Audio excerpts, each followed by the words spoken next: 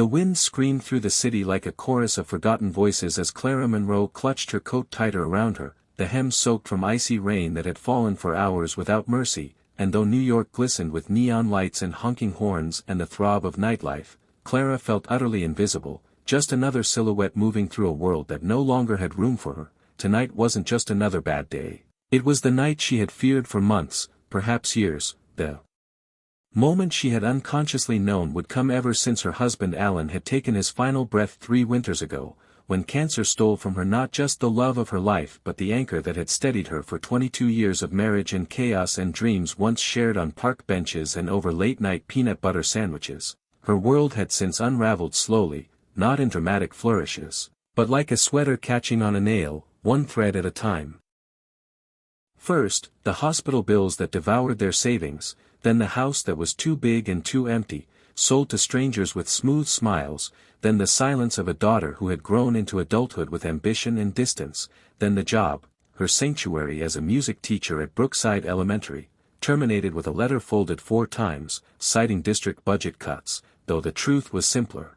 The arts had become a luxury, and Clara's passion had become obsolete. She had stayed late that afternoon, packing up sheet music and old trophies, tracing the grooves on her desk where generations of children had etched joy into wood, and when she walked out of the building, the security guard didn't even notice her go.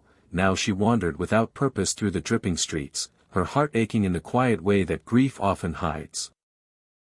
Not like fire, but like cold, slow and seeping, and she found herself standing on Glenbridge Bridge just past midnight, staring down into the churning waters below, not because she had a plan but because the bridge seemed to echo her. Tired, forgotten, overlooked. She didn't want to die, not really, but she couldn't find a reason to keep living either, not for a job that no longer needed her, not for a world that didn't seem to notice her absence, and certainly not for a daughter who hadn't called in months, too busy chasing boardroom promotions in Los Angeles to wonder if her mother had eaten today.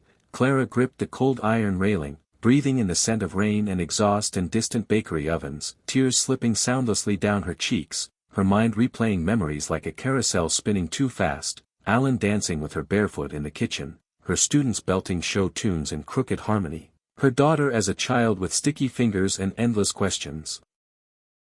But the carousel stopped when a small voice pierced the air. "Miss? Are you Clara Monroe?" Clara turned, startled, and saw a little girl no more than 10, barefoot and soaked to the bone, holding a violin case that looked nearly as big as she was, shivering not just from the cold but from something deeper, something that looked like desperation masked as bravery. "My name's Elise," the girl said, teeth chattering. "Tyler told me to find you. He said you saved his life once." Clara blinked, confused, stepping away from the edge, her heart now thudding with something besides sorrow, and Elise explained that her brother Tyler, now 19, had once been Clara's student, a quiet boy who wore the same hoodie every day and barely spoke until Clara handed him a dented trumpet from the donation closet and told him music didn't care about bank accounts, and that trumpet had become his voice, his escape from an abusive home and a system that didn't know what to do with boys like him.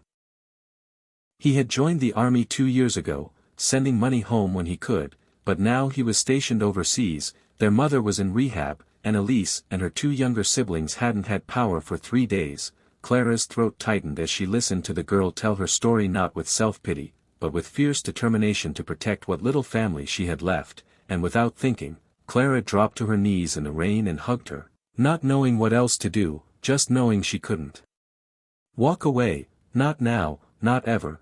Elise led her to a crumbling brick apartment just a few blocks away, the stairwell smelling of mildew and old oil, where 2 more children, Jasmine, age 7, and Leo, age 5, sat bundled in coats under blankets, surrounded by flickering candles and a small battery radio humming faint jazz, the only warmth in a cold, forgotten corner of the city.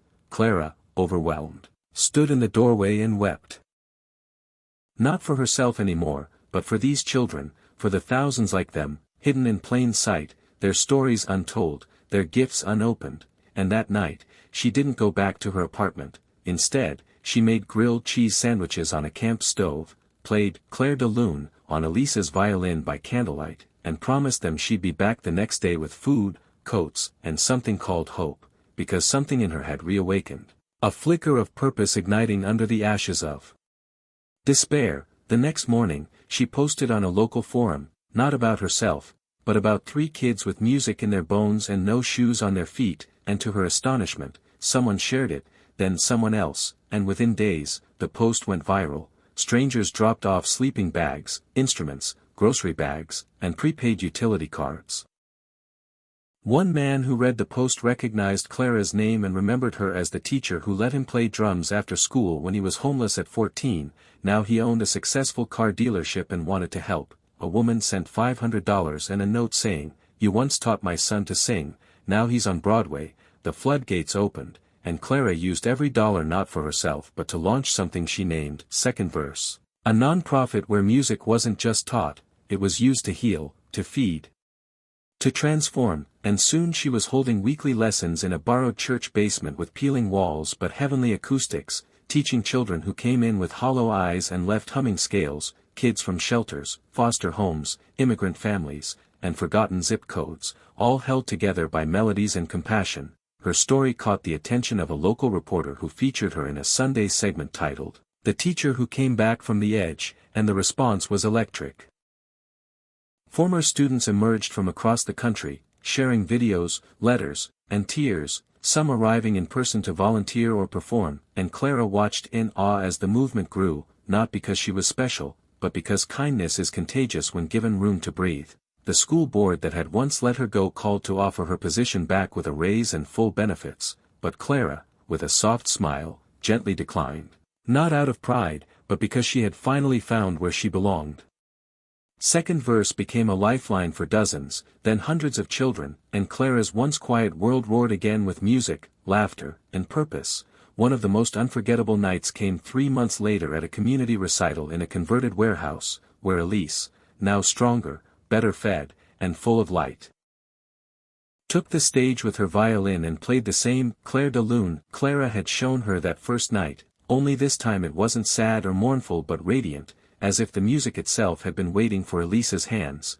When the last note trembled into silence, the crowd stood in ovation, and Clara, seated in the front row, sobbed, not with grief, but with gratitude for the night that had nearly ended her life. Because that night had become her beginning. After the recital, as the kids laughed and pulled her into a group hug, Clara caught her reflection in the mirror, older, yes, but alive, radiant, needed, and later that night, alone in her tiny apartment, she wrote a letter to her daughter, not asking for anything, just telling her about the kids, about the music, about the girl on the bridge, and signed it, "Love always, Mom, the one who remembered how to live."